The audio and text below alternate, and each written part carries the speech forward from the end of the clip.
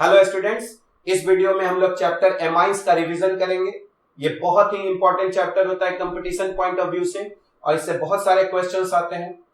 तो इस वीडियो में हम लोगों ने उन सारे कॉन्सेप्ट्स को टच किया है जिस पर प्रीवियस ईयर्स में क्वेश्चन पूछे गए हैं नीट एग्जाम में या फिर मेंस में। तो मैं 100% श्योर हूं कि अगर आप इस वीडियो को एंड तक देखते हैं तो आप इस चैप्टर से रिलेटेड हर प्रॉब्लम को आसानी से सॉल्व कर पाएंगे। हम लोग चैप्टर एमाइंस को इतने पार्ट्स में हम लोग डिवाइड कर सकते हैं, जिसमें पहला पार्ट होता है हम लोगों का स्ट्रक्चर। ये काफी सिंपल सा पार्ट है क्योंकि हम लोग जानते हैं कि अगर कभी नाइट्रोजन जो है अगर 3 बॉन्ड बनाता है और अगर उसके पास एक लोन पेयर होता है तो ऐसे जो कंपाउंड्स होते हैं उनका जो शेप होता है वो हम लोगों का पिरामिडल होता है। और साथ ही साथ अगर हम लोग यहाँ पे नाइट्रोजन की अगर हाइब्रिडाइजेशन के बारे में बात करें तो ये हमारा sp3 हो जाएगा। तो हम लोगों को स्ट्रक्चर में सिर्फ इतना ही बात जानना है कि जो शेप है वो पिरामिडल होगा और अगर हाइब्रिडाइजेशन के बारे में अगर हम लोग बात करेंगे तो वो sp3 होगा। सेकंड जो है वो हम लोगों का क्लासिफिकेशन हो जाएगा।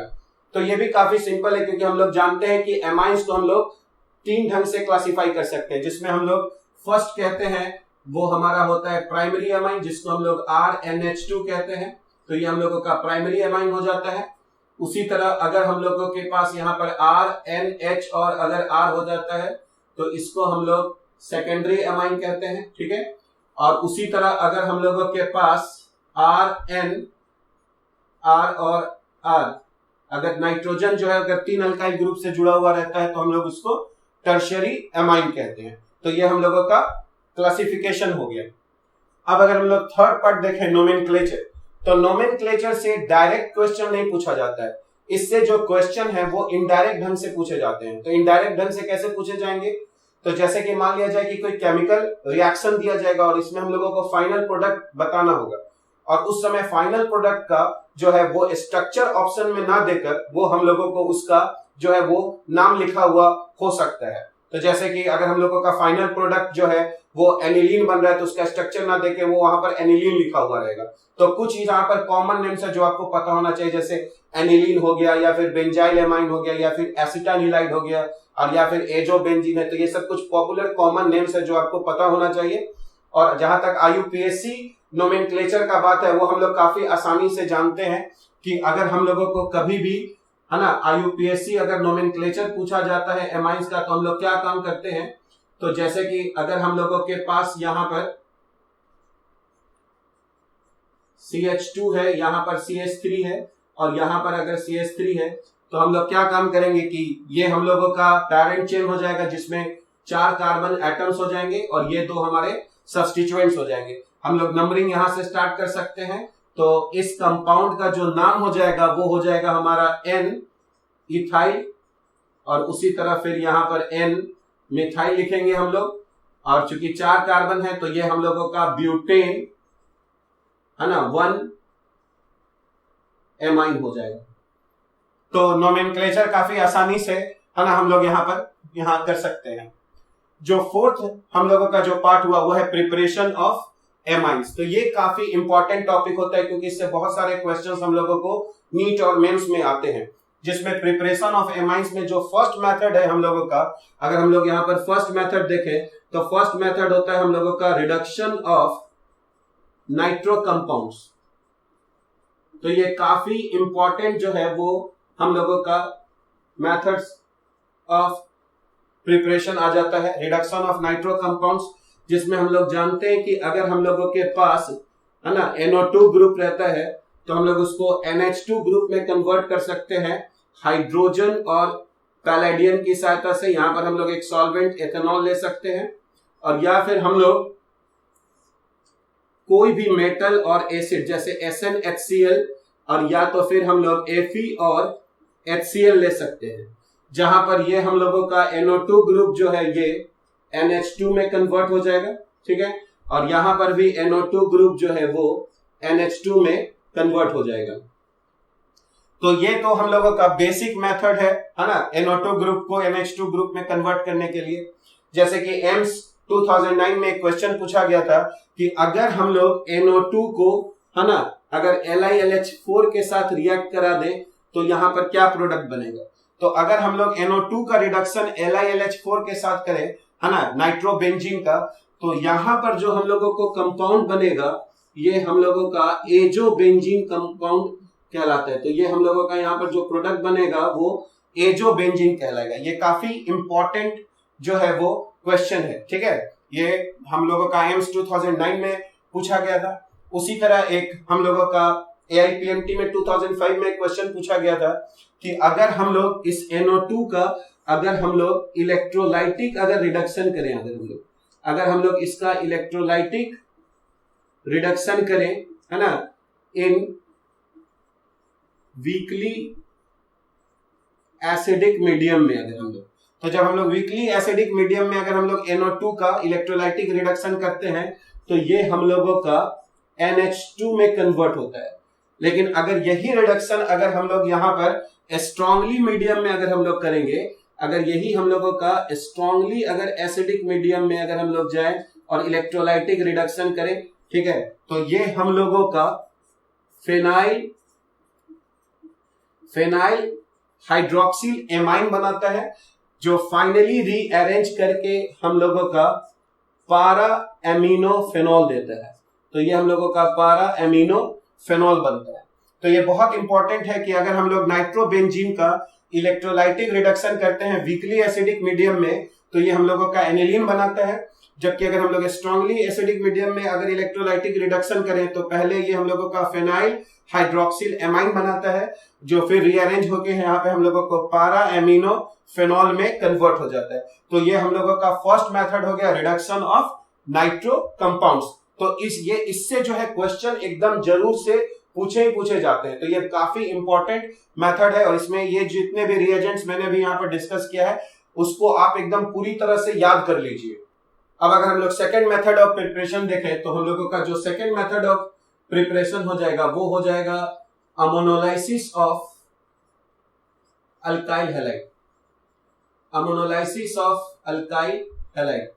तो इससे बहुत सारे क्वेश्चंस नहीं पूछे जाते हैं क्योंकि इसमें हम लोगों को मिक्सचर ऑफ प्रोडक्ट बनता है। तो जैसा कि हम लोग जानते हैं कि अगर कोई अल्काइल हैलाइड होता है और अगर हम उस पर अमोनिया डालते हैं तो सबसे पहले ये एक सॉल्ट बना लेता है RNH3+ और X- और फिर ये कन्वर्ट होके हम लोगों का अगर अमोनिया एक्सेस में रखते हैं तो ये RNH2 में कन्वर्ट हो जाएगा।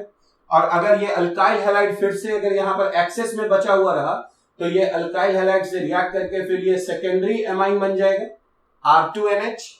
फिर से अगर अल्काइल हैलाइड बचा हुआ रहेगा तो ये हम लोगों का यहाँ पर टर्शियरी एमाइन बना लेगा R3N। अगर फिर इसको हम लोग अगर एक मॉलिक्यूल दे RX का तो फाइनली ये हम लोगों का क्वाटर्नरी अमोनियम सॉल्ट बन जाता है R4N+ और X-। तो चूंकि इसमें हम लोगों को एक मिक्सचर ऑफ प्रोडक्ट्स मिलता है तो ये बहुत ज्यादा हम लोगों के लिए इंपॉर्टेंट नहीं है ना, क्योंकि इससे बहुत कम ही क्वेश्चंस हम लोगों को पूछे जाते हैं। तो ये हम लोगों का सेकेंड मेथड हो गया अमोनोलाइसिस ऑफ अल्काइल हैलाइड। बस इसमें एक बात आप याद रखिए, अगर अमोनिया एक्सेस में होगा तो आपको प्राइमरी एमाइन मिलेगा, यानी आप यहां से X हटाकर NH2 लगा दीजिए। और अगर आपको अल्काइल हैलाइड एक्सेस में होगा तो यहाँ पे हम लोगों को क्वाटर्नरी अमोनियम सॉल्ट बन जाएगा। अब यदि हम लोग थर्ड मेथड ऑफ प्रिपरेशन देखें तो ये हम लोगों का हो जाएगा रिडक्शन ऑफ साइनाइड। तो ये काफी इंपॉर्टेंट टॉपिक है, रिडक्शन ऑफ साइनाइड। तो हम लोग अगर देखें रिडक्शन ऑफ साइनाइड तो हम लोग जानते हैं RC∼N, इसको हम लोग है ना साइनाइड बोलते हैं। तो अगर हम लोग इसका रिडक्शन करें अगर हम लोग हाइड्रोजन और है ना निकल की सहायता से, तो यहां पर हम लोग एक मॉलिक्यूल हाइड्रोजन का अगर ऐड कर सकते हैं तो H और H आएगा, फिर एक और मॉलिक्यूल अगर ऐड करेंगे तो एक H और एक और H यहां पे लग जाएगा। तो ये फाइनली यहां पर कन्वर्ट हो जाएगा RCH2 और NH2 में। ठीक है, हम लोग एक और रिएजेंट यहां पर यूज कर सकते हैं, है ना, जैसे हम लोग सोडियम एमलगम यूज कर सकते हैं इन प्रेजेंस ऑफ एक मेटल, और एक प्रोटिक सॉल्वेंट ले सकते हैं हम लोग NaHG और एथेनॉल, और ये भी इसको कन्वर्ट कर देगा RCH2 और NH2 में। तो साइनाइड को हम लोग एमाइन में कन्वर्ट कर सकते हैं। अब सवाल उठता है ये साइनाइड कहां से बनता है। तो जैसा कि हम लोग जानते हैं कि अगर हम लोगों के पास अल्काइल हैलाइड रहता है RX और उस पर अगर हम लोग NaCN डाल देते हैं, है ना, और ये नॉर्मली अल्काइल हैलाइड अगर हमारा प्राइमरी रहा तो ज्यादा बेहतर है। तो यहां से हम लोग X हटा के यहाँ पे CN लग जाएगा। तो नॉर्मली जो एग्जाम में क्वेश्चंस जो है वो अल्काइल हैलाइड से स्टार्ट करता है, आपको NaCN दे देगा, तो उसको हम लोग RCN में कन्वर्ट कर लेंगे और फिर हम लोग इन दोनों में से किसी एक रिएजेंट की सहायता से उसको हम लोग एमाइन में कन्वर्ट कर लेंगे। अब हम लोग फोर्थ मेथड ऑफ प्रिपरेशन देखेंगे, जो कि होगा हम लोगों का रिडक्शन ऑफ एमाइड।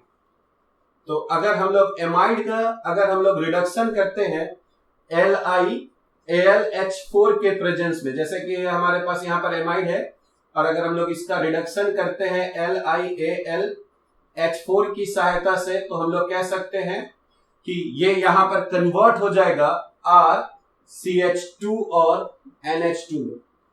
यानी यहां पर हम लोग देख रहे हैं कि ये जो कार्बोनाइल ग्रुप है C डबल बॉन्ड O, वो कन्वर्ट हो जा रहा है CH2 ग्रुप में। तो यहां पर हम लोग प्राइमरी एमाइड को प्राइमरी एमाइन में कन्वर्ट कर रहे हैं, और इस प्रोसेस में कोई कार्बन का जो है वो लॉस नहीं हो रहा है। तो ये हम लोगों का फोर्थ मेथड ऑफ प्रिपरेशन हो गया। अब हम लोग फिफ्थ मेथड ऑफ प्रिपरेशन देखेंगे, जो कि होगा हम लोगों का गैब्रियल थैलेमाइड सिंथेसिस। तो इससे हम लोगों को क्या पूछा जाता है? तो सबसे पहले तो हम लोगों को समझना है कि इससे क्वेश्चन पूछा जाता है नीट और मेंस में कि ये इसकी सहायता से सिर्फ हम लोग प्राइमरी एमाइन ही बना सकते हैं। ठीक है, तो ये बहुत बार ये क्वेश्चन पूछा गया, तो आपको याद रखना होगा कि गैब्रियल थैलेमाइड सिंथेसिस के जरिए हम लोग सिर्फ प्राइमरी एमाइन ही बना सकते हैं। और इसमें हम लोग क्या प्रोसेस यूज करते हैं? तो सबसे पहले हम लोग थैलेमाइड लेते हैं। जो थैलेमाइड है वो उसका स्ट्रक्चर ये हो गया, ठीक है। और उसके बाद हम लोग यहाँ पर इसका रिएक्शन सबसे पहले KOH के साथ कराते हैं। तो ये यहाँ पर एक एसिडिक हाइड्रोजन है और ये यहाँ पर बेस है, तो OH माइनस यहाँ से H+ लेके हट जाता है, और ये हम लोगों का यहाँ पर एक सॉल्ट मिल जाता है, जहां पर ये C डबल बॉन्ड O और यहाँ पर N पर माइनस और K पर प्लस। अब हम लोग यहाँ पर देखेंगे कि ये एक न्यूक्लियोफाइल बन गया, तो इसका रिएक्शन हम लोग यहाँ पर किसी अल्काइल हैलाइड के साथ कराएंगे और वो प्राइमरी होना चाहिए। तो ये जो N- है, ये N- यहाँ पर अटैक करता है और यहाँ से X हट जाता है, तो ये हम लोगों का यहाँ पर एक कंपाउंड बनता है डबल बॉन्ड O और यहाँ पर N और N के साथ यहाँ पर R लग जाता है। और इसके बाद हम लोग इसका हाइड्रोलाइसिस कर देते हैं NaOH के साथ। तो OH- एक बार यहाँ पर आता है, इसको अटैक करके O- बनाता है, ये रिटर्न होता है और ये टूट जाता है। उसी तरह एक बार फिर यहाँ पर भी अटैक करता है, तो यहाँ पर इससे हम लोग को क्या बन जाता है? तो ये यहाँ पर डबल बॉन्ड O- और Na+ बन जाएगा, और यहाँ पर भी जो है वो डबल बॉन्ड O- और Na+ बन जाता है। और यहाँ से जो बॉन्ड टूटा N- आया, जो वाटर से है ना H+ लेके NH हो जाता है, फिर यहाँ से भी एक H आ जाता है, तो ये हमारा यहाँ पर एक कन्वर्ट हो जाता है RNH2 में। पर यहाँ पर कौन सा हम लोगों को एमाइन मिलेगा? प्राइमरी एमाइन मिलेगा। तो ये बहुत इंपॉर्टेंट पॉइंट है कि गैब्रियल थैलेमाइड सिंथेसिस से हम लोग को प्राइमरी एमाइन बनता है, और यहाँ पर जो हम लोग अल्काइल ग्रुप लेंगे बस उसी के साथ हम लोग को NH2 ग्रुप अटैच कर देना है। तो अगर यहाँ पर मिथाइल होगा तो यहाँ मिथाइल एमाइन बन जाएगा, यहाँ पर अगर इथाइल होगा तो फाइनल प्रोडक्ट हम लोगों का इथाइल एमाइन बन जाएगा। अब हम लोग सिक्स्थ मेथड ऑफ प्रिपरेशन देखेंगे, जो कि बहुत ही इंपॉर्टेंट है, जिसको हम लोग कहते हैं हॉफमैन ब्रोमामाइड डिग्रेडेशन रिएक्शन। तो इसमें हम लोग क्या करते हैं कि हम लोग एक प्राइमरी एमाइड लिखते हैं RC double bond O NH2, फिर हम लोगों के पास रिएक्शन कराते हैं Br2 + 4 NaOH के साथ, और ये रिएक्ट करके हम लोगों को देता है यहाँ से RNH2 + Na2 CO3 और प्लस यहाँ पर 2 टाइम्स NaBr, और प्लस यहाँ पर हम लोगों को मिलेगा 2H2O। तो ये हम लोगों का कंप्लीट रिएक्शन है, जिसमें हम लोग प्राइमरी एमाइड को यहाँ पर एमाइन में कन्वर्ट कर रहे हैं। पर यहाँ पर ध्यान देने वाला बात है कि इसमें जितना कार्बन होगा एमाइड में, उससे एक कार्बन कम हम लोगों को एमाइन में मिलेगा। तो ये बहुत ही इंपॉर्टेंट रिएक्शन है, ठीक है, और ये एग्जाम में पूछा ही जाता है, क्योंकि यहाँ पर हम लोग कार्बन को जो है वो कम कर देना है। तो ऐसे रिएक्शंस जिसमें कार्बन घटता है या कार्बन बढ़ता है वो बहुत ही ज्यादा जो है एग्जाम में पूछा जाता है। तो हम लोगों को याद रखना है कि जब हम लोग प्राइमरी एमाइड का रिएक्शन हेलोजन के साथ Br2 के साथ कराते हैं इन प्रेजेंस ऑफ NaOH, तो हम लोगों का यहां से C डबल बॉन्ड O जो ग्रुप है वो हटकर यहां पर हम लोगों को है ना प्राइमरी एमाइन बनता है प्लस Na2CO3 प्लस 2NaBr। तो कभी कभी क्वेश्चंस ऐसे भी पूछा जा सकता है कि यहाँ पर अगर हमारा 1 मोल होगा तो NaOH यहाँ पर कितने मोल्स होंगे, तो हम लोगों को यहाँ पर 4 मोल NaOH लेना पड़ेगा, है ना। अगर इसी को अगर हम लोग समझे यहाँ पर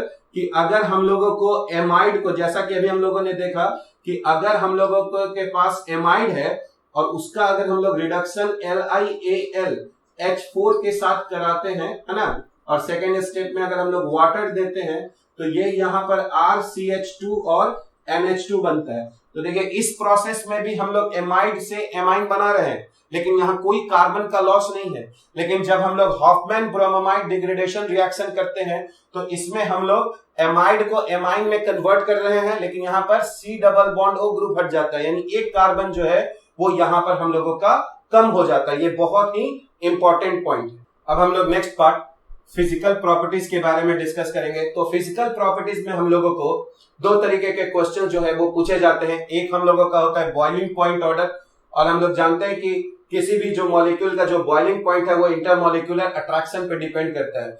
तो हम लोग यहाँ पर बॉइलिंग पॉइंट ऑर्डर रखेंगे कि सबसे ज्यादा प्राइमरी अमाइन का होगा, फिर सेकेंडरी अमाइन और फिर टर्शियरी अमाइन। यहाँ पर ये देखना है कि ये सब एक दूसरे के आइसोमर्स होने चाहिए, यानी उनका मॉलिक्यूलर वेट सेम होना चाहिए, क्योंकि अगर मॉलिक्यूलर वेट बढ़ता है तो बॉइलिंग पॉइंट भी बढ़ता है। तो अगर हम लोग यहाँ पर देखें तो प्राइमरी अमाइन में 2 हमारे पास हाइड्रोजन होंगे जो हाइड्रोजन बॉन्डिंग कर सकते हैं, सेकेंडरी अमाइन में 1 हाइड्रोजन होगा और टर्शियरी अमाइन में कोई हाइड्रोजन नहीं होगा। तो जैसे जैसे हमारा हाइड्रोजन बॉन्डिंग का स्ट्रेंथ बढ़ेगा वैसे वैसे बॉइलिंग पॉइंट भी बढ़ेगा, और इसीलिए हम लोगों का बॉइलिंग पॉइंट का ये ऑर्डर हो जाएगा। अगर हम लोग सॉल्युबिलिटी पे देखें तो जो लोअर मेंबर्स होंगे वो वाटर में सॉल्युबल होंगे, और अगेन सॉल्युबिलिटी जो है वो हाइड्रोजन बॉन्डिंग पर डिपेंड करेगा। और यही कारण है कि प्राइमरी अमाइन का सॉल्युबिलिटी सेकेंडरी अमाइन से ज्यादा होगा, सेकेंडरी अमाइन का सॉल्युबिलिटी टर्शियरी अमाइन से ज्यादा होगा। चूंकि अल्कोहल जो है OH जो है वो ज्यादा पोलर है NH2 ग्रुप से, इसीलिए अल्कोहल जो है वो ज्यादा बढ़िया हाइड्रोजन बॉन्डिंग कर सकता है वाटर के साथ, और इसीलिए अल्कोहल का जो सॉल्युबिलिटी है वो एमाइन से हम लोगों का ज्यादा मिलेगा। अब हम लोग next part chemical properties discuss करेंगे। तो केमिकल प्रॉपर्टीज में जो पहला हम लोग देखेंगे रिएक्शन वो होता है बेसिक नेचर, और ये बहुत ही इंपॉर्टेंट है। नॉर्मली एमाइन से जो है बेसिक नेचर पे क्वेश्चन जो है वो आप एकदम श्योर है कि वो क्वेश्चंस पूछे ही जाते हैं। तो अगर हम लोग फर्स्ट अगर देखें, है ना, बेसिसिटी, ठीक है, बेसिसिटी, तो हम लोग यहां पर कहेंगे कि जो बेसिसिटी है वो जैसा कि आप जानते हैं बहुत सारे फैक्टर्स पर हम लोगों का डिपेंड करता है, जैसे कि इलेक्ट्रॉन डोनेटिंग नेचर। अगर इलेक्ट्रॉन डोनेटिंग नेचर ज्यादा हो जाए तो बेसिसिटी बढ़ जाता है। उसके बाद अगर हम लोग देखें एवेबिलिटी ऑफ लोन पेयर, अगर नाइट्रोजन का लोन पेयर रेजोनेंस में पार्टिसिपेट नहीं कर रहा है तो उससे भी बेसिसिटी बढ़ जाता है। और फिर हम लोग देखते हैं तो एक स्टेबिलिटी आता है, स्टेबिलिटी ऑफ कंजुगेट एसिड। तो अगर हम लोग को बेसिसिटी देखना है तो हम लोग उसको H+ दे सकते हैं, और उससे जो कॉन्जुगेट एसिड बनेगा अगर उसका स्टेबिलिटी ज्यादा होगा तो हम लोग कहते हैं कि बेसिसिटी जो है वो बढ़ जाएगा। तो नॉर्मली जो बेसिसिटी जो है इस टॉपिक में 2 क्वेश्चन जो है वो एकदम आपको रटा हुआ होना चाहिए, है ना, वो एकदम बहुत ही इंपॉर्टेंट क्वेश्चंस है, जिसमें एक हम लोगों का बेसिसिटी जो ऑर्डर होता है, अगर मिथाइल ग्रुप अगर हम लोग देखें तो सेकेंडरी एमाइन, उसके बाद हम लोगों का प्राइमरी जो होता है, उसके बाद हम लोगों का टर्शियरी होता है, ठीक है, और उसके बाद हम लोगों का अमोनिया होता है। ये एक बेसिसिटी ऑर्डर है। और सेकेंड बेसिसिटी ऑर्डर अगर मिथाइल के जगह हम लोग यहाँ पर इथाइल अगर लें C2H5 तो यहाँ पर भी सेकेंडरी अमाइन का सबसे ज्यादा हो जाता है, लेकिन उसके बाद यहाँ पर C2 जो H5 है ना, ये टर्शियरी अमाइन का हो जाता है। उसके बाद जो है वो प्राइमरी अमाइन का हो जाता है, और उसके बाद हम लोगों का अमोनिया हो जाता है। यहाँ पर मिथाइल के जगह Me भी लिखा हुआ हो सकता है, क्योंकि Me का मतलब मिथाइल होता है। और उसी तरह यहाँ पर C2H5 के जगह हम लोगों को Et भी लिखा हुआ हो सकता है।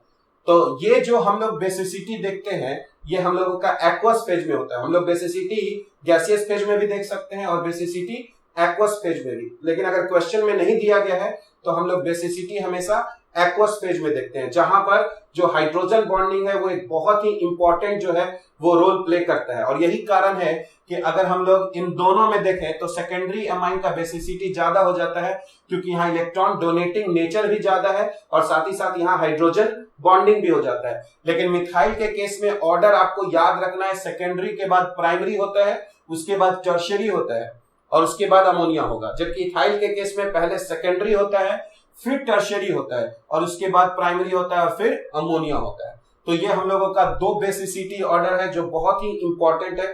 थर्ड बेसिसिटी ऑर्डर जो हम लोगों को समझना चाहिए कि अगर हम लोगों के पास अगर ये यहां पर NH2 है तो ये इसके जैसे ही नाइट्रोजन एटम के बगल में अगर कोई कार्बन कार्बन डबल बॉन्ड आ जाएगा तो ये लोन पेयर रेजोनेंस करने लगेगा, यानी इसका एवेबिलिटी जो है वो घट जाएगा और इसका जो बेसिसिटी है वो कम हो जाएगा। और यही कारण है कि एनिलीन जो है उससे ज्यादा जो अच्छा अगर हम लोग बेस कहें तो ये हम लोगों का बेस बेंजाइल एमाइन हो जाता है, क्योंकि यहाँ पे जो लोन पेयर है वो रेजोनेंस में जो है वो पार्टिसिपेट नहीं करेगा। यानी एलिफैटिक जो एमाइंस होते हैं, यानी ये इस तरीके के जो एमाइंस हैं वो ज्यादा बढ़िया बेस होते हैं किसके कंपैरिजन में, एरोमेटिक एमाइंस के केस में। ठीक है, तो ये एक बहुत इंपॉर्टेंट हो जाएगा। उसके बाद हम लोग अगर देखें तो यहां पर अगर हम लोगों के पास अगर एनिलीन होता है, अगर हम लोगों के पास यहाँ पर एनिलीन है और यहां पर अगर हम लोग कोई ग्रुप लगा देंगे तो इससे बेसिसिटी जो है वो कम हो जाता है और इसी को हम लोग ऑर्थो इफेक्ट कहते हैं। और इसी को हम लोग ऑर्थो इफेक्ट कहते हैं, क्योंकि फिर ये जो ग्रुप है ये वाटर के साथ हाइड्रोजन बॉन्डिंग अच्छा नहीं बना पाता है, क्योंकि यहाँ पर क्राउडिंग हो जाता है। तो कभी भी अगर NH2 के बगल में कोई ग्रुप लग जाए तो उससे हम लोगों का बेसिसिटी जो है वो कम हो जाता है। जैसे कि अगर हम लोग कहें कि यहाँ पर हम लोगों के पास NH2 है और अगर यहाँ पर CH3 लगा हुआ है, ठीक है, और यही अगर हम लोग यहाँ पर है ना NH2 रखें और यहाँ पर अगर हम लोग CH3 रखते हैं तो हम लोग कहेंगे कि ये ज्यादा अच्छा बेस हो जाएगा, है ना, इससे, क्योंकि यहाँ पर ऑर्थो इफेक्ट है। तो बेसिसिटी में ये 2 क्वेश्चन पूछे जाते हैं, एक क्वेश्चन रेजोनेंस से रिलेटेड होता है और एक क्वेश्चन ऑर्थो इफेक्ट से रिलेटेड होता है, और एक जो है वो हम लोगों का गुआनाडीन होता है जो बहुत ही स्ट्रॉन्ग बेस होता है, जिसका अगर हम लोग यहाँ पर स्ट्रक्चर देखें तो NH डबल बॉन्ड यहाँ पर C, यहाँ पर NH2 और ये यहाँ पर NH2। तो अगर आप कभी भी ऐसा स्ट्रक्चर देखें जिसमें किसी कार्बन के साथ NH2 लगा हुआ हो और अगर वही कार्बन डबल बॉन्ड NH भी बना रहा हो, तो पहले तो हम लोग समझे कि इस जो मॉलिक्यूल का जो नाम है वो है गुआनाडीन, और ये बहुत ही, है ना, स्ट्रॉन्गेस्ट आप कहें कि बेस होता है, क्योंकि जब आप इसको H+ दे देंगे तो इससे जो कैनोनिकल स्ट्रक्चर्स बनते हैं वो इक्विवेलेंट कैनोनिकल स्ट्रक्चर्स बनते हैं, जिससे इनका बेसिसिटी बहुत ही ज्यादा हो जाता है। तो बेसिसिटी अगर हम लोग नॉर्मली देखें तो एक मिथाइल के केस में है, एक इथाइल के केस में है, एक रेजोनेंस के केस में पूछा जाता है, एक ऑर्थो इफेक्ट के रेस्पेक्ट में पूछा जाता है, और एक जब हम लोग किसी कार्बन के साथ NH2 लगा देते हैं और उसके साथ अगर डबल बॉन्ड NH लगा हुआ रहेगा तो हम लोग कहेंगे कि इस केस में इसका बेसिसिटी सबसे ज्यादा हो जाएगा। अब हम लोग सेकंड केमिकल प्रॉपर्टीज के बारे में बात करेंगे, जो होगा हम लोगों का अल्काइलेशन। तो जैसा कि ये यहाँ पर, है ना, नाम ही सजेस्ट कर रहा है कि अल्काइलेशन का मतलब ये होगा कि हम लोग एमाइंस का जो रिएक्शन है वो हम लोग किसी अल्काइल हैलाइड के साथ कराएंगे, है ना, जिससे क्या होगा कि ये इसके पास लोन पेयर है तो ये इस ग्रुप पर, है ना, R ग्रुप पर अटैक करके यहां से ये हैलोजन को हटा सकता है। तो ये यहां पर हम लोग कहेंगे, और फिर यहां से हम लोग एक हाइड्रोजन हटा देंगे तो ये हम लोगों का यहाँ पर RNH, अगर ये यहाँ पर हम लोग, है ना, R' ले ले तो R-NH और यहाँ पर ये R हम लोगों का कन्वर्ट हो जाएगा।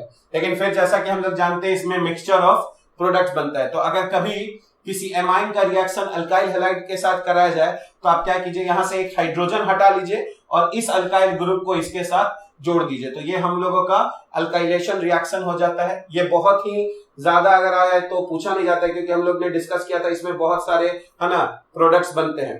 थर्ड जो अगर हम लोग रिएक्शन देखेंगे वो हो जाएगा हम लोगों का एसाइलेशन।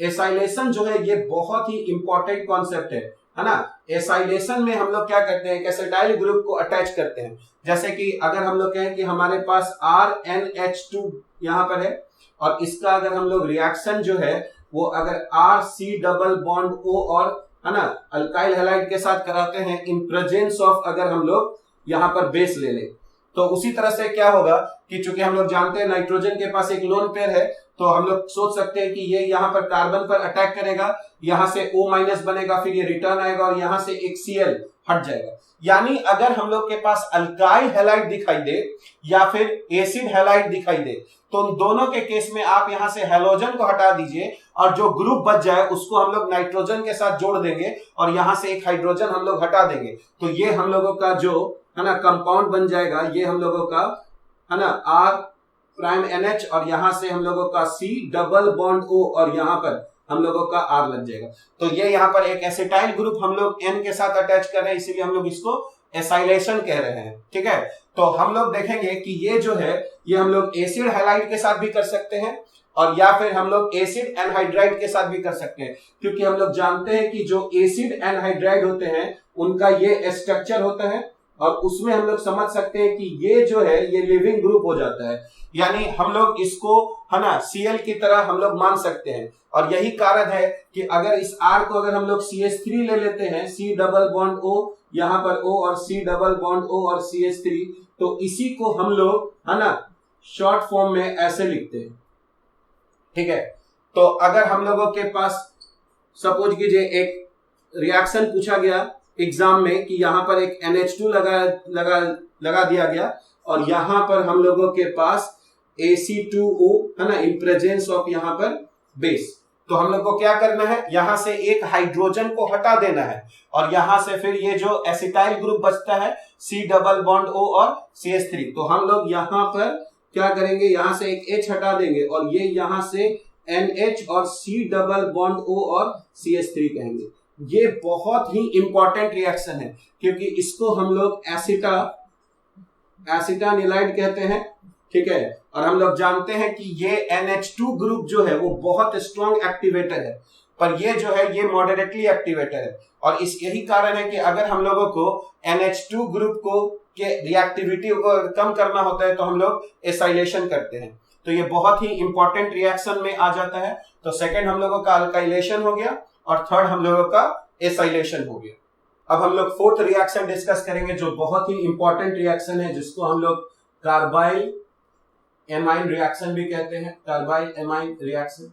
तो कार्बाइल एमाइन रिएक्शन में क्या होता है, तो हम लोग इसमें प्राइमरी एमाइन लेते हैं RNH2, फिर हम लोग इसका रिएक्शन कराते हैं chloroform in presence of KOH। तो जब हम लोग इसको हीट करते हैं तो ये हम लोगों का कन्वर्ट होता है R C- और N+, इसको हम लोग आइसोसाइनाइड कहते हैं और इसका बैड स्मेल होता है और यही कारण है कि हम लोग इस रिएक्शन को यूज करते हैं ये प्राइमरी एमाइन ग्रुप को आइडेंटिफाई करने के लिए। तो यहां पर हम लोगों को आइसोसाइनाइड बन जाएगा, प्लस यहां पर हम लोगों का 3KCl आ जाएगा और प्लस यहां पर 3H2। तो यहां पर हम लोग देख रहे हैं कि हम लोग प्राइमरी एमाइन को कन्वर्ट कर रहे हैं आइसोसाइनाइड में और ये जो कंपाउंड है इसका है ना बैड स्मेल होता है। तो कभी भी अगर एग्जाम में ऐसा कोई क्वेश्चन आता है कि प्राइमरी एमाइन जो है वो रिएक्ट करके एक बैड है ना स्मेलिंग कंपाउंड देता है, तो आप समझ जाइए कि वो रिएक्शन जो है वो कार्बाइल एमाइन रिएक्शन है। ठीक है, और इसमें फिर फर्दर एक क्वेश्चन यही से निकलता है कि अगर हम लोग इस पर RNC पर अगर हम लोग LiLH4 यानी इसका अगर हम लोग रिडक्शन करें तो क्या बनता है, तो इससे हम लोगों को सेकेंडरी एमाइन RNH और CH3, तो आइसोसाइनाइड जो है वो यहां पर सेकेंडरी एमाइन में कन्वर्ट होता है, यानी यहां पर एक H लगेगा और यहां पर 3 हाइड्रोजन लगेंगे और ये एक सेकेंडरी एमाइन का फॉर्मेशन हो जाएगा। तो ये बहुत ही इंपॉर्टेंट रिएक्शन है कार्बाइल एमाइन रिएक्शन। तो इसमें कभी कभी ऐसे पूछा जा सकता है कि एक मोल के लिए हम लोग को कितना मोल क्लोरोफॉर्म चाहिए या फिर कितना मोल हम लोगों का KOH चाहिए। ठीक है, तो इससे हम लोग कह सकते हैं कि यहाँ पर RNH2 जो है वो कन्वर्ट होकर RNC बनता है और उसका अगर हम रिडक्शन करते हैं तो फिर से हम लोगों को एक सेकेंडरी एमाइन मिलेगा। अब हम लोग फिफ्थ रिएक्शन देखेंगे जो है हमारा रिएक्शन विथ नाइट्रस एसिड। तो रिएक्शन विथ नाइट्रस एसिड है ना, जैसे तरह से अगर हम लोगों के पास प्राइमरी एमाइन है R NH2 और हम लोग अगर इसका रिएक्शन कराते हैं NaNO2 और HCl, तो एक्चुअल में NaNO2 और HCl रिएक्ट करके NaCl प्लस HNO2 देता है और HNO2 ये रिएक्ट करके हम लोगों को HNO2 देता है और इसी को हम लोग नाइट्रस एसिड कहते हैं। तो HNO2 डायरेक्ट ना देकर हम लोगों को NaNO2 और HCl दिया जाएगा। तो ये बहुत ही इंपॉर्टेंट रिएक्शन है, जैसा कि आप लोग सब लोग जानते हैं, इससे हर एक क्वेश्चन जो है वो हर साल पूछा ही जाता है। तो अगर हमारे पास प्राइमरी ये एलिफेटिक अगर है, ये अगर हम लोगों के पास एलिफेटिक अगर एमाइन है, एलिफेटिक एमाइन, तो ये RNH2 जो है वो कन्वर्ट होता है ना RN2 प्लस और Cl माइनस में, जिसको हम लोग डाइजोनियम सॉल्ट कहते हैं। पर एलिफेटिक के केस में ये स्टेबल नहीं होता है और यही कारण है कि ये फर्दर जो यहाँ पर वाटर मौजूद रहता है इसके साथ रिएक्ट करके हम लोगों का अल्कोहल बन जाता है। ठीक है, तो अगर एलिफेटिक के साथ देखा जाए तो इसका रिएक्शन जो है वो है ना हम लोगों के लिए बहुत ज्यादा इंपॉर्टेंट नहीं है, क्योंकि ये नॉर्मली जो है वो कन्वर्जन में हम लोग सिर्फ यूज करते हैं। लेकिन अगर यही हम लोग को एलिफेटिक के जगह अगर हम लोगों के पास एरोमेटिक, अगर हम लोगों के पास एरोमेटिक, अगर हम लोगों के पास प्राइमरी एमाइन है और अगर हम लोग यहां पर यूज करते हैं NaNO2 और HCl और यहां पर टेम्परेचर रेंज ये बहुत इंपॉर्टेंट है, 0 से अगर हम लोग 5 डिग्री है ना सेल्सियस अगर हम लोग यूज करें, 0 से 5 डिग्री सेल्सियस अगर हम लोग यहां पर यूज करें, तो ये हम लोगों का यहां पर जो बेंजीन डाइजोनियम जो सॉल्ट बनेगा N2 प्लस और Cl माइनस, तो ये जो है ये रेजोनेंस स्टेबलाइज हो जाता है। तो बेंजीन जो है वो इस ग्रुप के साथ रेजोनेंस करके इसको स्टेबलाइज कर देता है। पर ये किस रेंज में हम लोगों का स्टेबल होगा? 0 से 5 डिग्री सेल्सियस में। अगर हम लोग इस रेंज से ऊपर जाएंगे तो फिर ये ग्रुप यहां से हट जाएगा। ठीक है, तो primary aliphatic amine diazonium salt बनाता है पर वो स्टेबल नहीं है, तो वो फाइनली अल्कोहल में कन्वर्ट हो जाता है। लेकिन अगर प्राइमरी एरोमेटिक एमाइन होगा तो इससे हम लोग डाइजोनियम सॉल्ट बनाते हैं और इससे हम लोग फर्दर रिएक्शंस हम लोग करा सकते हैं। अगर हम लोगों के पास सेकेंडरी, अगर हम लोगों के पास एमाइन है R2 और NH और अगर हम लोग इस पर डालते हैं NaNO2 और HCl, तो हम लोग कहेंगे कि ये जो यहां पर कन्वर्ट होता है RN और यहां पर R और ये यहां पर लग जाएगा N डबल बॉन्ड O, तो ये यहां से और ये एक येलो ऑयल होता है, ये एक येलो ऑयल होता है। तो जो सेकेंडरी जो एमाइन है वो डाइजोनियम सॉल्ट नहीं बना पाता है, ये बात हम लोग समझेंगे। यानी डाइजोनियम सॉल्ट अगर हम लोग को बनाना है तो सिर्फ हम लोगों को प्राइमरी एमाइन ही लेना पड़ेगा। डाइजोनियम जो सॉल्ट है अगर हम लोग देखेंगे तो प्राइमरी एमाइन से बनेगा, सेकेंडरी एमाइन से जो है वो येलो ऑयल बन जाता है। और अगर हम लोग टर्शियरी एमाइन देखें, टर्शियरी अगर हम लोग एमाइन देखेंगे तो उसके साथ कोई रिएक्शन हो नहीं पाएगा, क्योंकि हम लोग अगर देख रहे हैं तो यहाँ पर नाइट्रोजन के पास कोई हाइड्रोजन नहीं है। तो सिंपली अगर आप समझें तो ये बेस है और HCl यहाँ पर एसिड है, तो यहाँ पर सिर्फ acid base reaction R3NH plus और Cl माइनस ही बन सकता है। तो नाइट्रस एसिड का रिएक्शन किसके साथ हम लोगों के साथ इंपॉर्टेंट हुआ? प्राइमरी एलिफेटिक या फिर प्राइमरी एरोमेटिक के साथ। तो हम लोगों का जो है प्राइमरी एरोमेटिक एमाइन का जो रिएक्शन है नाइट्रस एसिड के साथ, ये बहुत ही इंपॉर्टेंट है, क्योंकि हम लोगों को डाइजोनियम सॉल्ट बनता है जो कि स्टेबल होता है 0 से 5 डिग्री सेल्सियस के रेंज में। अब हम लोग एमाइन का 6th रिएक्शन देखेंगे, जो होगा हम लोगों का रिएक्शन विथ एराइल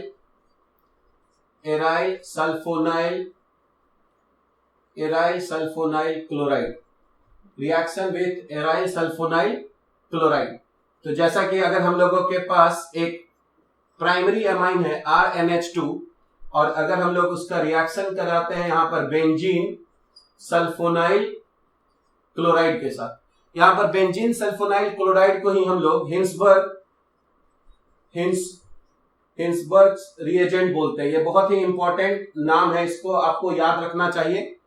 तो जैसा कि हम लोग जानते हैं नाइट्रोजन के पास लोन पेयर होता है, ये लोन पेयर इस सल्फर पे अटैक करके O- बनाएगा और O- जब रिटर्न होगा तो यहां से Cl हट जाएगा, तो ये हम लोगों का कन्वर्ट हो जाएगा यहां पर RNH और ये S डबल बॉन्ड O और यहां पर हम लोगों का एक फिनाइल ग्रुप अटैच हो जाएगा।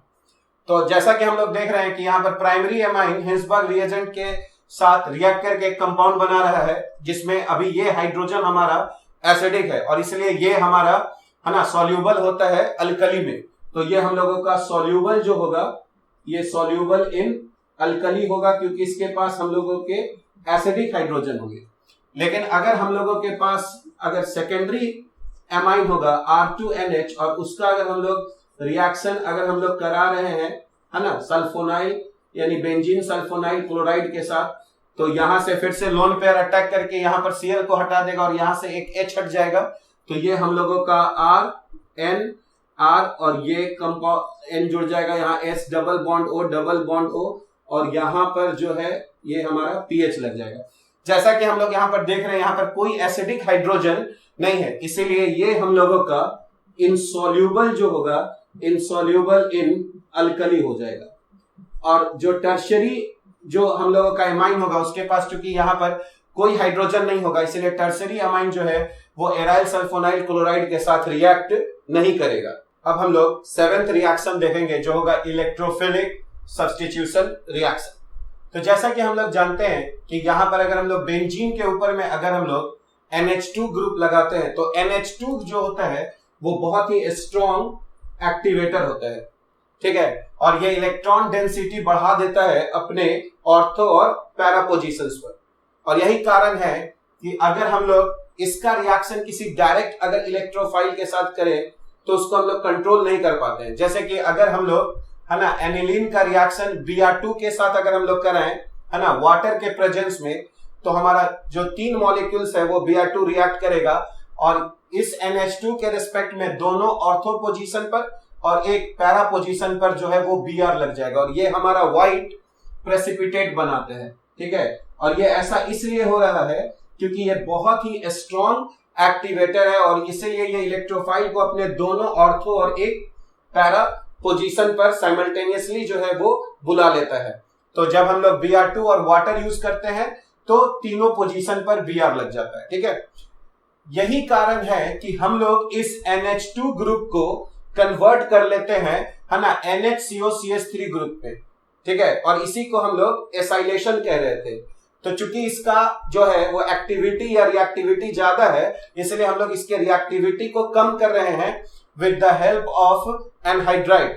तो अगर हम लोग एनिलीन का रिएक्शन एनहाइड्राइड के साथ करा रहे हैं इन प्रेजेंस ऑफ पाइरिडीन, तो यहां से एक H हटकर C डबल बॉन्ड O और CH3 लग जाएगा और अब ये मॉडरेटली एक्टिवेटर ग्रुप है। तो अगर अब हम लोग इस पर किसी को अगर इलेक्ट्रोफाइल को लाएंगे तो चूंकि ऑर्थो पोजीशन पर बहुत ज्यादा क्राउडिंग है, इसीलिए हमारा इलेक्ट्रोफाइल जो है वो पैरा पोजीशन पर आएगा। और यही कारण है कि अगर हम लोग इसका रिएक्शन फिर Br2 और एक प्रोटिक सॉल्वेंट एसिटिक एसिड के प्रेजेंस में करा रहे हैं तो ये यहां से एक Br+ दे रहा है और Br+ जो है इसके रेस्पेक्ट में पैरा पोजीशन पर लग रहा है। और फिर चूंकि हम लोग जानते हैं कि ये एमाइड है और जब हम एमाइड का हाइड्रोलाइसिस करते हैं तो हम लोगों को इधर से कार्बोक्सिलिक एसिड मिल जाएगा और ये वापस से NH2 में कन्वर्ट हो जाएगा। और इसीलिए अगर हम लोग इसका हाइड्रोलाइसिस है ना एसिड या बेस के प्रेजेंस में करें तो ये फिर से ये ग्रुप कन्वर्ट हो जाएगा हमारा NH2 में और इसके पैरा पोजीशन पर एक Br लगा रहेगा। यानी अगर हम लोग चाहते हैं कि इस NH2 के रेस्पेक्ट में सिर्फ पैरा पोजीशन पर कोई ग्रुप लगे तो हम लोगों को पहले इसको एसाइलेशन करना पड़ेगा, ठीक है। और ये बहुत ही इंपॉर्टेंट रिएक्शन है क्योंकि ये बहुत बार नीट और आपका मेंस में जो है वो डायरेक्टली पूछा जाता है, इसलिए इस रिएक्शन को बहुत इंपॉर्टेंस देना है, ठीक है।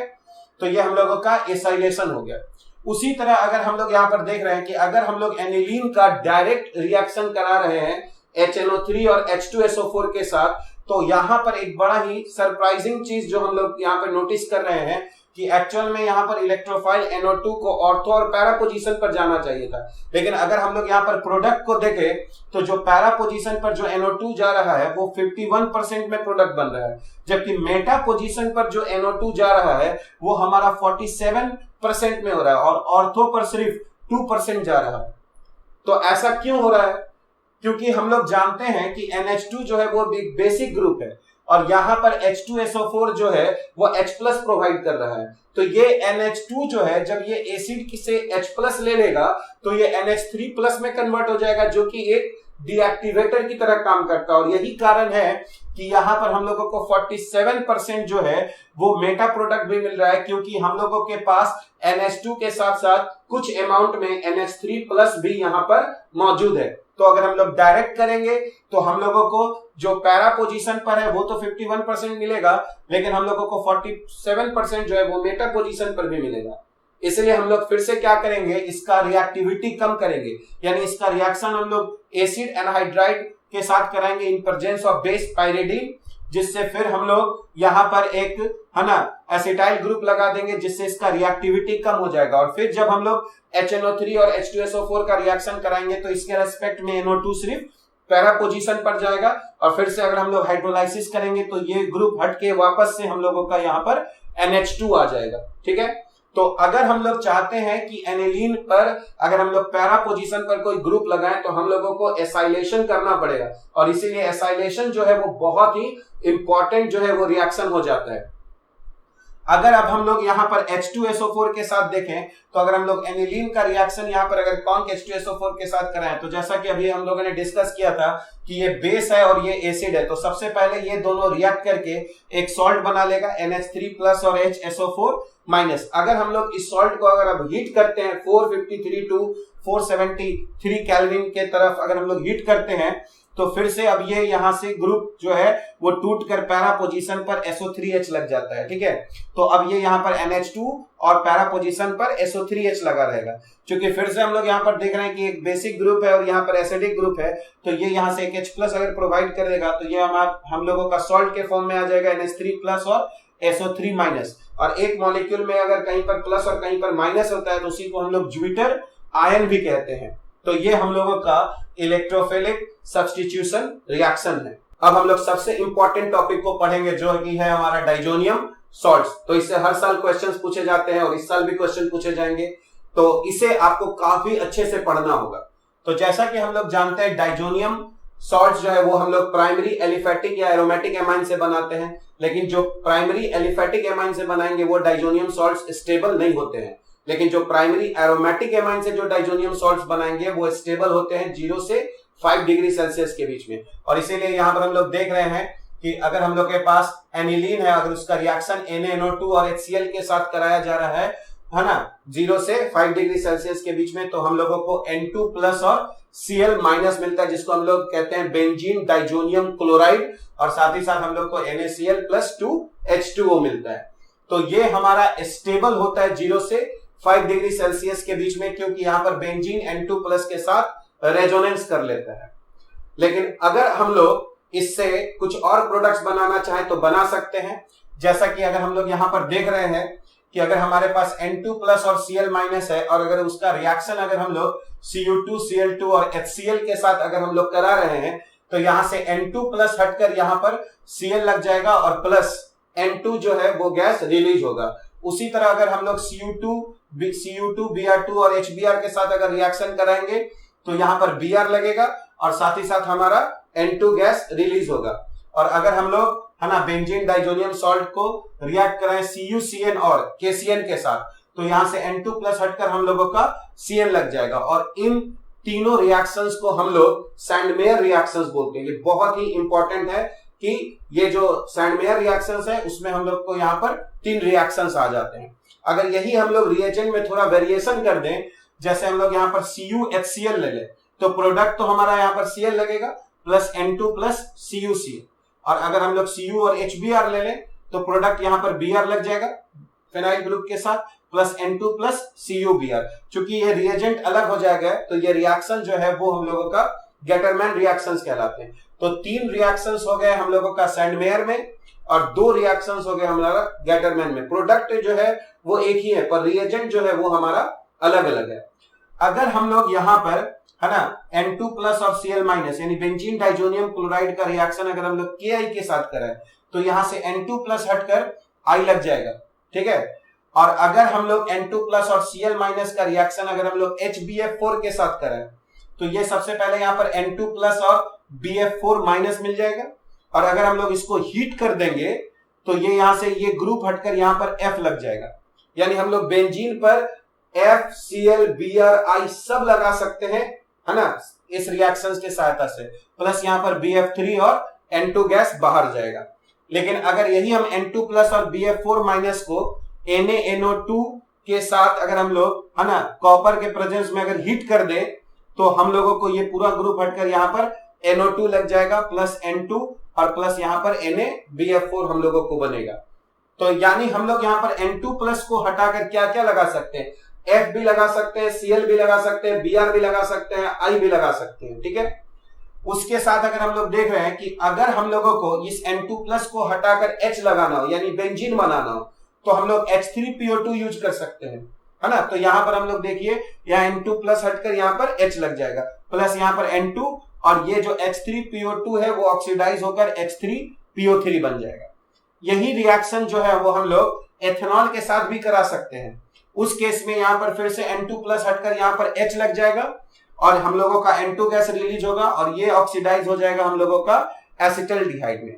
तो अगर हम लोग डाइजोनियम सॉल्ट्स के अगर रिएक्शंस को देखें तो 3 रिएक्शंस हमारा सैंडमेयर में हो जाते हैं, 2 रिएक्शंस हमारे गटरमैन में हो जाते हैं, फिर हम लोग KI लगा सकते हैं, KI के साथ हम लोग I लगा सकते हैं, फिर HBF4 के साथ हम लोग F लगा सकते हैं और H3PO2 या फिर एथेनॉल के साथ अगर हम लोग रिएक्ट कराएं तो हम लोग हाइड्रोजन लगा सकते हैं। तो ये हमारे डाइजोनियम सॉल्ट्स के लिए कुछ रिएक्शंस हो गए जो बहुत ही इंपॉर्टेंट है।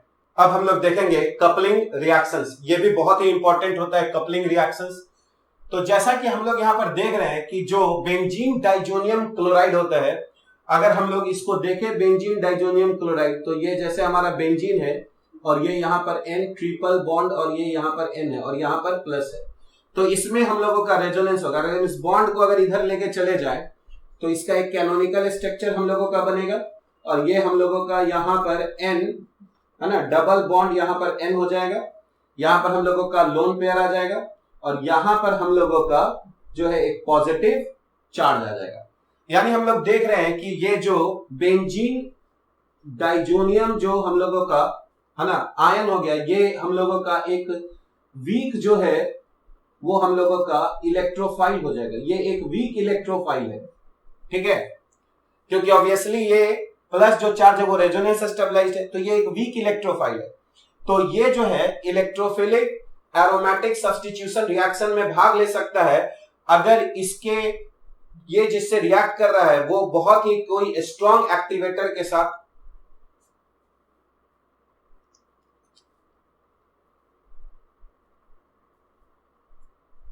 अब हम लोग नेक्स्ट रिएक्शन देखेंगे।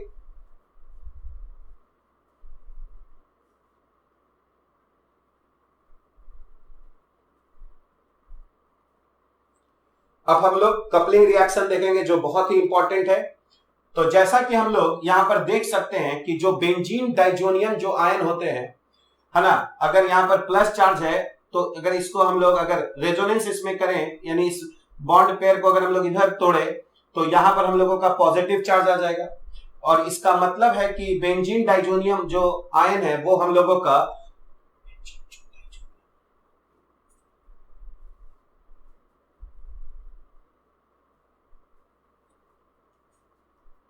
अब हम लोग कपलिंग रिएक्शन देखेंगे। ये रिएक्शन भी बहुत इंपॉर्टेंट है और ये करीब करीब हमेशा जो है वो नीट या मेंस में आपको पूछा जाता है।